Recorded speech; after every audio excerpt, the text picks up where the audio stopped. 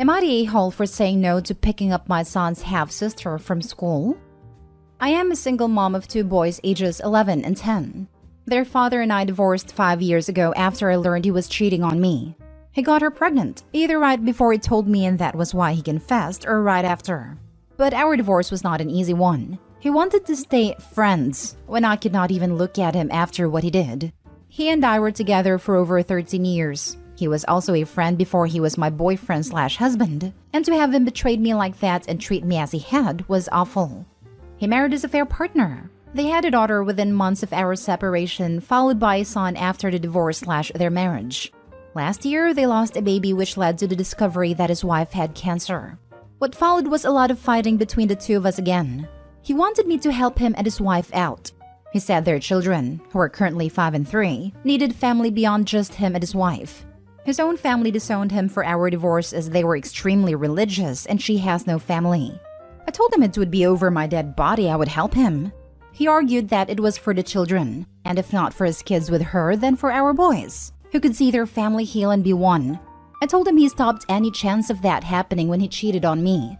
What I did not expect was for him to tell his daughter's school to call me when she got sick.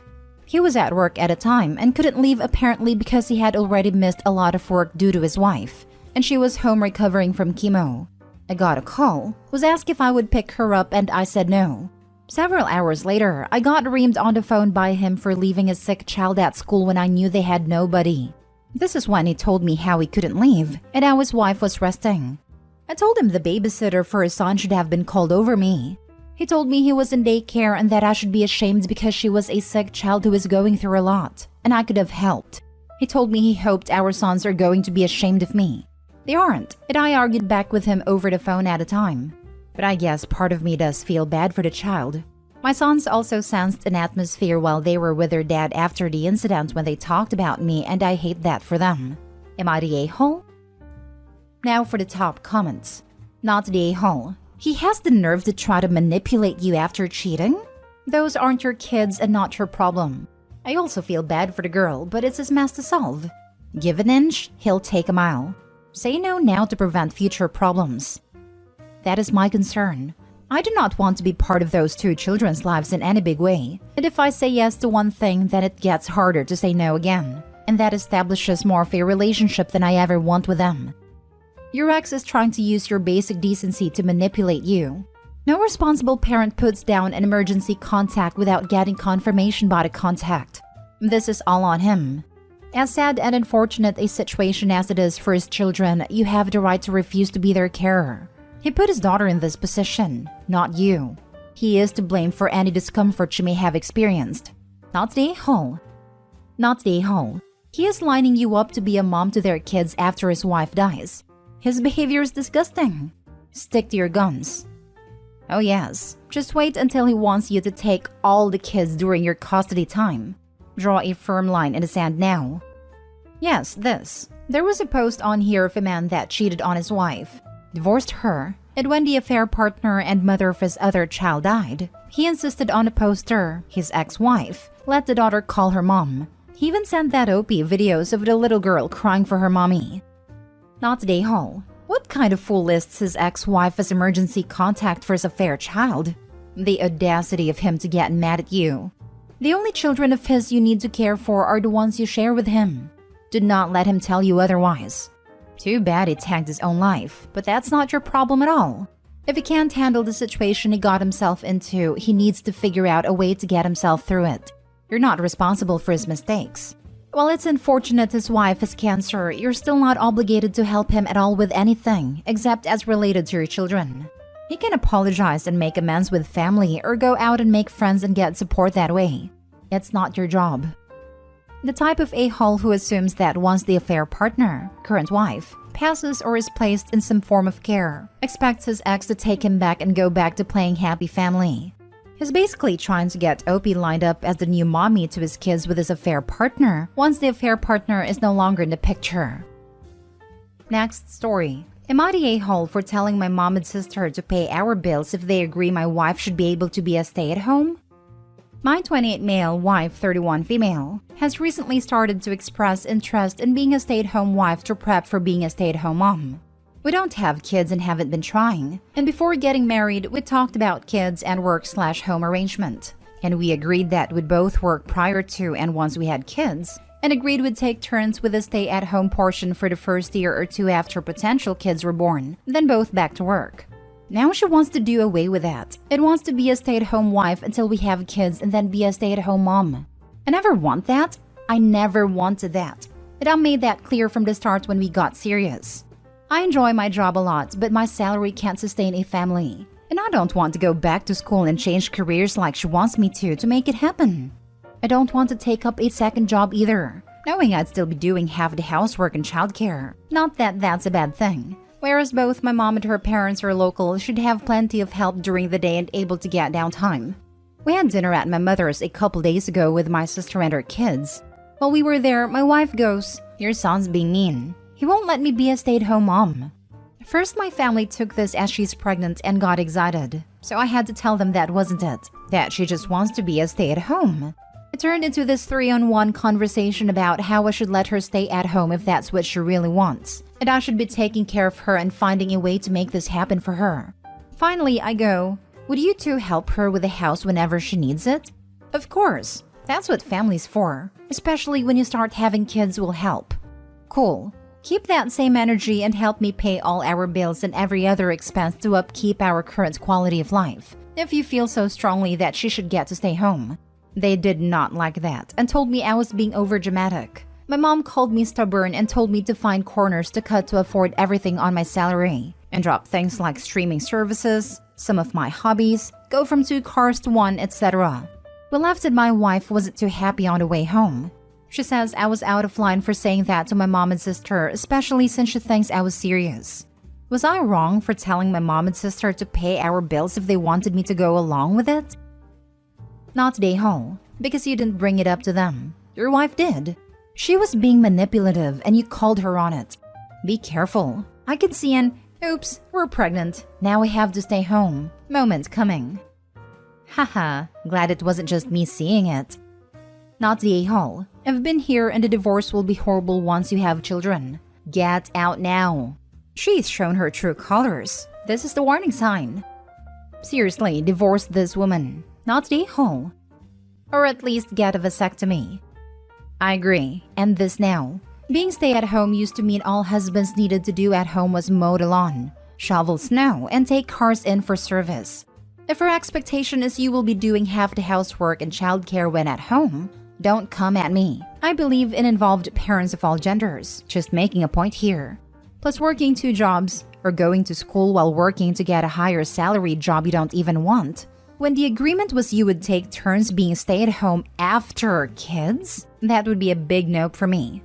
I found out after I was with someone for almost 2 years that he expected me to quit work, be a stay-at-home mom, plus have way more kids than I could mentally and physically handle. If you can do that, great, but it would have both broken me and been unfair to the kids. I thought he loved me for who I was, but it turned out he expected marriage to magically transform me. Not the a-hole. Good luck, Opie. Take care of you. Next story. Am I the a-hole for telling my sister to stop coming to me to complain about what my husband says to her? My female 31 sister, female 35, Claire, has struggled with her inability to have kids for years. She gets all kinds of questions from people about when she'll have kids, but somehow she focuses on what my husband says about the topic and complains about how he constantly makes backhanded comments about her inability to have kids. She once claimed he told her women in their 30s plus have lesser chances to bear children. Or that one time she claimed he mocked her infertility by calling her garden barren, just like her. I admit that my husband is the type to dish it out, but her complaining seemed excessive because she never liked him anyway.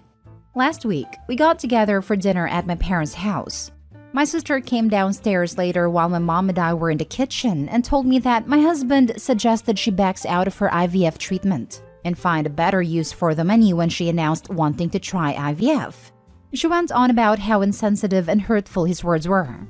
I felt upset that I told her she was right to be mad, but she needed to stop coming to me complaining about him as if he was my son, and try to speak to him instead.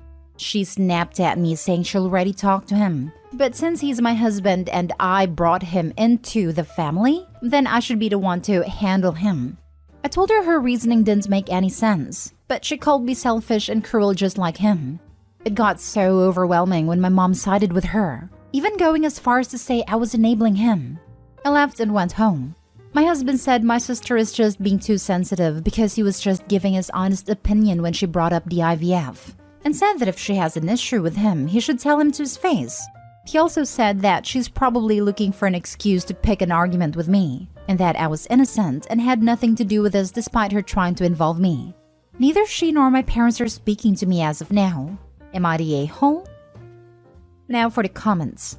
You're the a-hole. Tell your husband to keep his mouth shut. My husband is the type to dish it out. No. Your husband is the a-hole that thinks it's appropriate to comment on your sister's body and reproductive issues. What an awful inconsiderate man you married, and you don't seem too far behind him. He is also the type to believe his opinion is relevant and that other people care to hear it. Hopefully someone clarifies to him that this is not the case, and since he is neither the sister's financial planner nor fertility doctor, he should sit back down. This right here. It's one thing, to be honest, if someone asks for your opinion. It's an entirely different thing to offer your opinion when it's neither wanted nor needed. My uncle is like this. If he's read a book or heard a podcast, he's an expert. Even if it's my field of study with advanced degrees in peer-reviewed publications. I'll never forget the look on his face when I said, well, that's a common misconception among people who only have a superficial understanding of the issue. If you want to dig deeper, I can send you some articles. My father kept it together but then left all the way home in the car because it had been years since someone stunned his younger brother like that. You're the a-hole. Fertility issues are incredibly personal, and your husband has absolutely no place dishing it out, as you call it, over something so personal and sensitive. And yes, she is sensitive. It's a sensitive topic, and you should be absolutely ashamed of your husband's abhorrent behavior. He is being a cruel, vindictive bully who needs to learn that every little thought that passes through his boy brain doesn't need to come out of his mouth. Furthermore, him specifically targeting your sister says he actually wants to be cruel and hurtful to her, and you enable him. Now don't come to me about his behavior. Why shouldn't she? You married the oaf. He's your responsibility. Or are you just happy that when your sister is around, he's not being a cruel, vindictive idiot to you? Could also be that is the kind of crap Opie wants to say herself, but she knows that their family will be a lot less tolerant of that nonsense coming from her than her husband. Now for the last story. Am I the a-hole for saying my sister-in-law is not my nephew and niece's mom? We have some background here. My sister-in-law is my brother's second wife, and she's the stepmother to his 3 kids ages 17, 15, and 14. My brother, Sam, lost his first wife when the kids were very small and remarried quickly, in part because he did not want to be alone, and also because he did not want his kids to grow up without a mom. They have been married for 10 years now, and the 3 kids in question do not call sister-in-law mom. They do not want anyone else to call her their mom either. She is the mother to my 2 nephews with my brother, but the discussion in question is regarding the older 3. My brother and sister-in-law went to therapy with the kids out of concern that children so young were so resistant to calling a new mother figure mom, someone who loved them and was genuinely there wanting the best for them. They ended up blaming their maternal family for the lack of title for sister-in-law and attempted to cut them out of the children's lives when the maternal family refused to tell the kids they wanted them to call sister-in-law mom because she was mom now. The courts were brought in, and that put a stop to removing contact. Over the years, the kids have been corrected many times. There have also been many punishments given out because the kids rebel against sister-in-law and have said things to hurt her. It's basically one big fight at their house. The rest of my family are kind of mixed in all this, and some feel like Sam and sister-in-law are wrong to push, but others believe something is amiss because the kids have not mellowed out towards sister-in-law at all and still refuse to have anyone speak about her as their mom. I think they also believe their maternal side of the family are to blame and that they believe they are wrong for not encouraging it. I have spoken to my nephew and nieces, so I know their mom's family have never said anything. What they do is talk about their mom and share her memory with them, and it's led to a connection forming through the maternal family. I think it's unfair to keep pushing them to call sister-in-law mom, and I think a focus should have been put on giving them a happy home life versus pushing for something the kids have expressed they do not want. A few days ago, Sam and sister-in-law were talking to our family about the kids going back to school and how my 14-year-old niece corrected the school admin who referred to sister-in-law as her mom. Sister-in-law talked about how upset she was and how she doesn't understand how the kids can still be so wrong on this. Sam even said he wanted to pull his hair out. I suggested, and not for the first time, that they should come to terms with the reality of things. Sam replied the reality is sister-in-law is their mom and has been for 10 years. I told them the reality is sister-in-law is not their mom. She's their stepmother, and you can't force feelings on that to change. I am now considered the a-hole. They said I only hurt sister-in-law more and rubbed her face into rejection by saying it. Am I the a-hole? I read stories like this and think, how do these people not realize that by focusing on the title and trying to force a relationship which erases the deceased parent, they are nuking any chance of forming a good, loving step-parent relationship? Not the a-hole. I'm glad that these kids have someone on their dad's side of the family who understands. Your brother and his wife may be surprised in a few years when you have a better relationship with these 3 young adults than they do. I think sometimes people forget that kids, while young and not always knowing the best, are people with their own thoughts and feelings.